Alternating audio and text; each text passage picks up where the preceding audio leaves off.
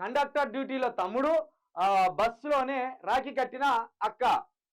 అన్న చెల్లెళ్ళు అక్క తమ్ముళ్ళ అనుబంధానికి గుర్తుగా చేసుకునేదే రాఖీ పండుగ. అలాంటి ఈ పర్వదినం గొప్పతనాన్ని చాటిన అపురూప ఘటన హన్మకొండ జిల్లాలో చోటు చేసుకుంది. కండక్టర్ గా విధుల్లో ఉన్న తమ్ముడికి బస్సుల్లోనే అక్క రాఖీ కట్టింది. వివరాలు ఇలా ఉన్నాయి. పోకల కృష్ణమూర్తి భూపాల్పల్లి ఆర్టీసీ డిపోలో కండక్టర్ గా విధులు నిర్వహిస్తున్నారు.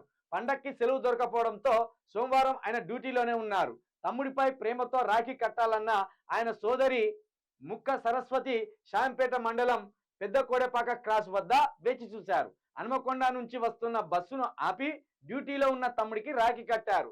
ఎంతో ఆప్యాయంగా మిఠాయిలు తినిపించారు. వారిద్దరి ఆప్యాయతను చూసిన ప్రయాణికులు ఆనందంతో అభినందనలు తెలిపారు. ఇవి కొన్ని కావాలని కూడా చేస్తాను,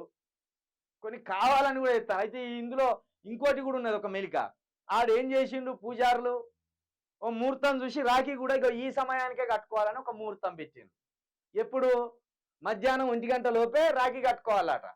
మధ్యాహ్నం 1 గంట లోపు రాఖీ కట్టుకోకపోతే అది వచ్చిదే నాటిగా. అగో ఆ నిబంధన పెట్టే వరకు, ఆ భయం పెట్టే వరకు ఆఖరికి ఎక్కడికి వచ్చిందంటే ఇట్లా ప్రయాణాలు చేస్తా అంటే పోయి ప్రయాణాలనే కట్టడం. ఇక్కడ ఒకటి, తండ్రి భుజాలెక్కి రాఖీ కట్టించుకున్న చిన్నారి. ఇదెక్కడ? మంచిరాల రామకృష్ణపూర్ సోషల్ వెల్ఫేర్ గురుకుల పాఠశాలలో చోటు చేసుకున్న ఘటన ఇది. రక్షాబంధన్ రోజు స్కూల్లోకి అనుమతించకపోయేసరికి ఇలా కిటికీ నుంచి తన తమ్ముడికి రాఖీ కట్టారు అక్కలు. దాసరి అశ్విక, సహస్ర స్థానిక పాఠశాలలో చదువుకుంటున్నారు. తండ్రితో పాటు స్కూల్కు వచ్చిన తమ్ముడు జితేంద్రను అనుమతించకపోయేసరికి తండ్రి భుజాలపైకి ఎక్కి హాస్టల్ గదిలో ఉన్న అక్కలతో రాఖీ కట్టించుకున్నాడు. ప్రస్తుతం ఈ వీడియో నెట్టింట వైరల్ అవుతుంది. ఈ కాడికి వచ్చింది. వాడు పెట్టిన భయానికి 1 గంటల వరకే కట్టుకోవాలి రాఖీ, లేకపోతే నక్షత్రాలన్నీ తారుమారైపోతాయి. సూర్యుడు చంద్రుడిగా మారుతాడు, చంద్రుడు సూర్యుడిగా మారుతారు, మొత్తం ఆకాశం ఇరిగి కింద పడుతుంది. ఈ భయం పెట్టిండు. వాడికి ఆ సన్యాసునికి పని పాట లేదు. వానికి ఓ బుక్ ముందట వేసుకుంటాడు, ఈ జాతకాలు ఆ జాతకాలు అని చెప్పుకుంటాడు. నిన్న వాడు వేణుస్వామి గారి పరిస్థితి ఎక్కడికి వచ్చిందంటే, ఇక నేను ఆత్మహత్య చేసుకుంటాను కాడికి వచ్చింది వాని వేణుస్వామి గారి పరిస్థితి. ఈ T5 మూర్తి జర్నలిస్ట్ అట 5 కోట్లు అడుగుతానని ప్రాణం మీద నిందేసిండు వీడు వేణుస్వామి గాడు.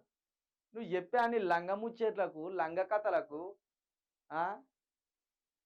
వాళ్ళు నాగ చైతన్యంను ఆమె ఎవరు, ఆమె పేరు శోభిత, పెళ్లి చేసుకుంటాను కదా మొన్న. ఆమె ఎవరో ఉన్నారు, ఆమె పేరు కూడా సరిగ్గా తెలియదు, ఆమె మిస్ ఇండియా, ఆ శోభితనే. ఆమె పెళ్లి చేసుకుంటాడు సుమత. వీడు లెక్కలేసి చెప్తాడు 50% నేను సమంతకును నాగ చైతన్యకు 50% ఎత్తా మార్కులు కలిసి ఉండడానికి, కానీ వీళ్ళకి 10% కూడా అయ్యా. నువ్వెవరు వేసేదానికి?